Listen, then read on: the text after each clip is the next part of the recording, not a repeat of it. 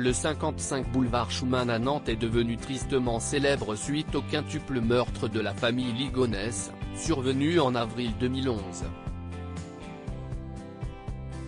Une affaire qui n'a, à ce jour, toujours pas été jugée et concernant laquelle Xavier Dupont de Ligonnès reste encore le principal suspect.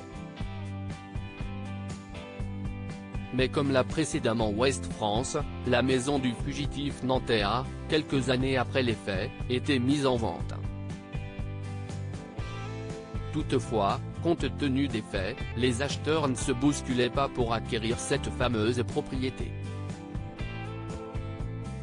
Mais après quelques années, en 2021 pour être plus précis, les lieux ont été achetés pour la modique somme de 269 000 €.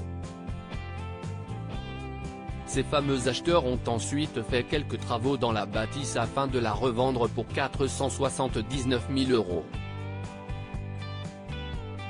Une nouvelle vente qui indique donc que certains occupants résident actuellement dans l'ancienne maison de Xavier Dupont de Ligonnès.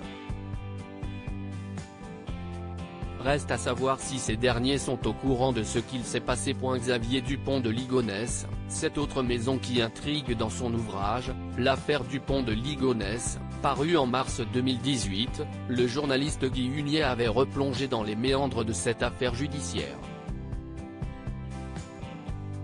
Dans ses recherches, ce dernier avait notamment évoqué une autre maison dans laquelle le meurtrier et père de famille aurait mis fin à ses jours. En effet, dans son livre, Guy Hunier raconte que les enquêteurs s'étaient déjà mis sur la piste d'un logement qu'Agnès avait déjà évoqué dans une lettre et au sein de laquelle la famille avait séjourné.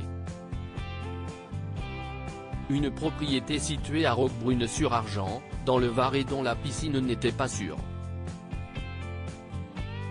Et lorsque les enquêteurs ont découvert la lettre rédigée par Agnès, ils ont rapidement fait en sorte de s'y rendre. Malheureusement, suite à la faible description faite par l'épouse de Xavier Dupont de Ligonnès, les gendarmes n'ont jamais pu savoir quelle était la maison en question.